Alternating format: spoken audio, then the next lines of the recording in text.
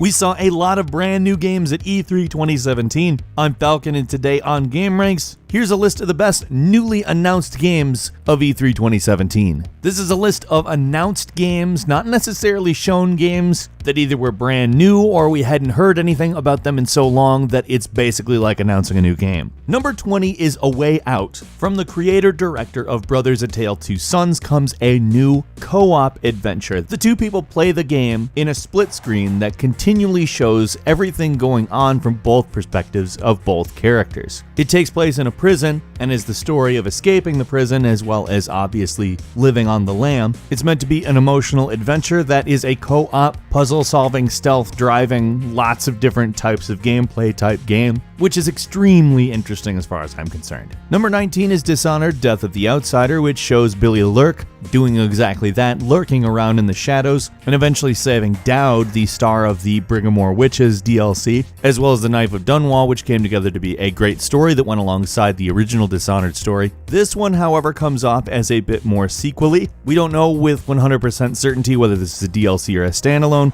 but it does seem very, very interesting. You know me, I love Dishonored 1 and 2, and I can't wait. Number 18 is Transference, Elijah Wood's movie game thing, which intends to take you on sort of a memory lane type thing, but with a guy who is destructively obsessed with something. They haven't released a whole lot more info beyond that, but it is an extremely trippy looking game. If it's a non-interactive experience, it's kind of a weird thing to do on VR, so I'm having to guess that it's not just a 3D VR movie. I'll say the aesthetic is beyond cool though, and if they actually do manage to pull off the things that they've said, I'll be kind of amazed, but until then I will take Elijah Wood at his word that it will be both haunting and beautiful. Number 17 is Skull and Bones, a pirate ship game based on the ship combat in Assassin's Creed Black Flag, which is frankly something that people always wanted, and this is giving the people what they want. Like, this is something I said, wow, this would be a great game on its own, on more than one occasion. I think having a shared world ship combat game in a big open world is a great idea. Frankly, that's one of the best parts of Assassin's Creed Black Flag, and obviously there isn't going to be any of it in Origins, so bring it on. Number 16 is Starlink,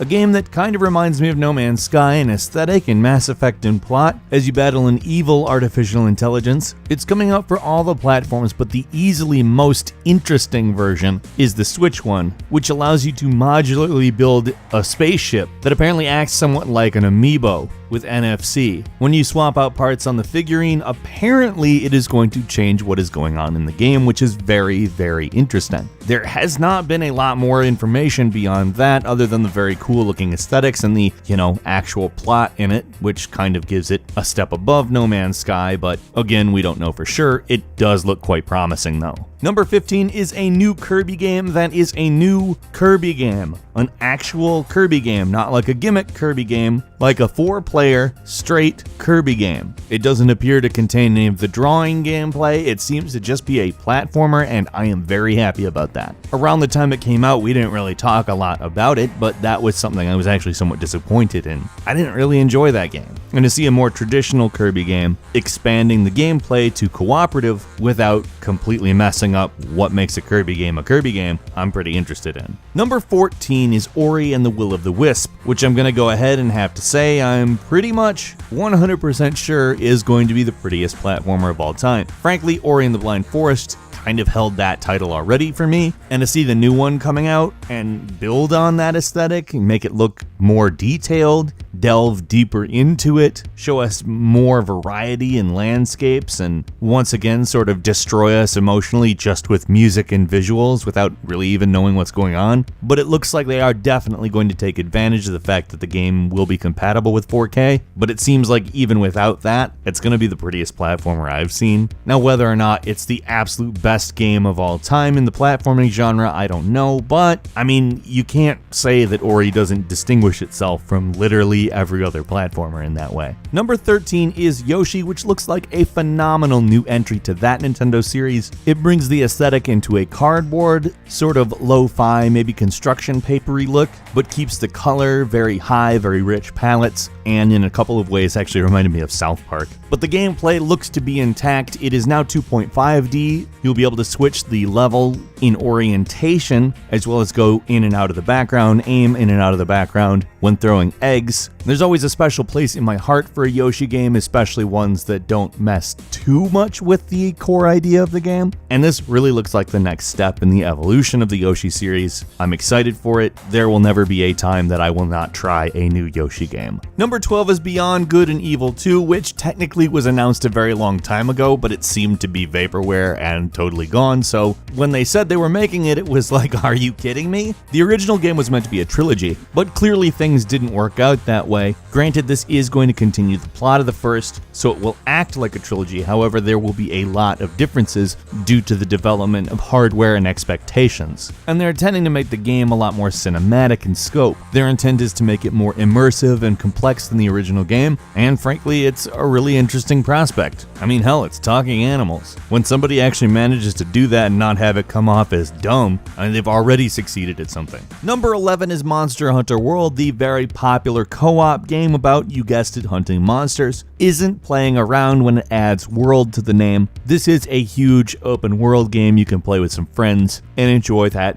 really addictive Monster Hunter gameplay. Monster Hunter in a lot of ways is a lot like if you combine Dark Souls with Destiny and completely changed what the goals were, but its gameplay loop and mechanics really, in my opinion, sort of sit somewhere between those two games. It's never really taken off in the US, but it's also never been really given the same kind of chance that it is being given with a large multi-platform AAA release, so this could be the start of something very good, America. Number 7 is Forza Motorsport 7, which is obviously a visual standout on top of a really interesting take on Forza. The regular Forza series obviously is more of the simulation type, although not a full-blown simulation, than Horizon, which is more of a sort of arcadey type game. And in this simulation, they're also bringing the idea of more customizable racers, the actual drivers themselves. And it looks really interesting. It looks like it's bringing a lot to the series that hasn't really been there before, and I have a feeling it probably will set itself apart in more than one way. Number 9 is Shadow of the Colossus, which is obviously a game we've all played, and although the game has already been up-resed at one point in time, it's probably better that they're taking another stab at it with current generation hardware, because frankly, it looks absolutely stunning. Now this is an HD remake instead of just up-resing the game, so it may very well be that the gameplay is also sort of smoothed out, so to speak. Hopefully it doesn't deviate too far though, as this is a classic and I can't wait to play it again.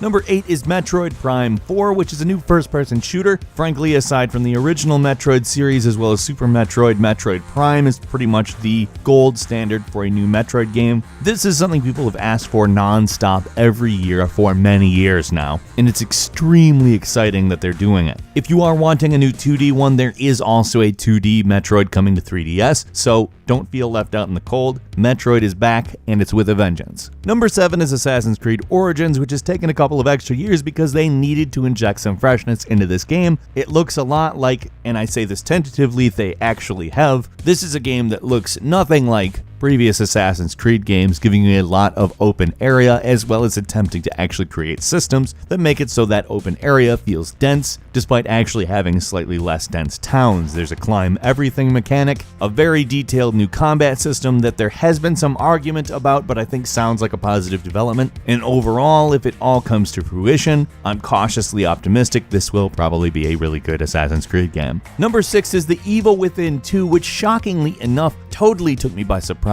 I did not think it was an Evil Within game. Like, they managed to do so much with the aesthetic in this trailer that I was like, this is an actual like visionary horror game, isn't it? And that's not to deride the original game. It just did not have this distinct visual variety that this game is showing itself to have, even if some of it is specifically just trailer cinematics. They're selling it as a lot more than the original game, and it seems like if that's what they're selling it as and deliver on it, I'm there. Number 5 is Wolfenstein: The New Colossus, which if you are anything like me, absolutely love the New Order and the Old Blood. Wolfenstein is a phenomenally good single-player experience that has been around for 36 years. It's evolved with the times, but frankly, nothing ever seems more satisfying than a good old-fashioned Nazi killing. Nazis are indeed humanity's ultimate bad guy. It sucks a lot that we ended up producing these monsters. However, we've got movies like Inglourious Bastards and games like Wolfenstein 3D to at least take take out some of that rage.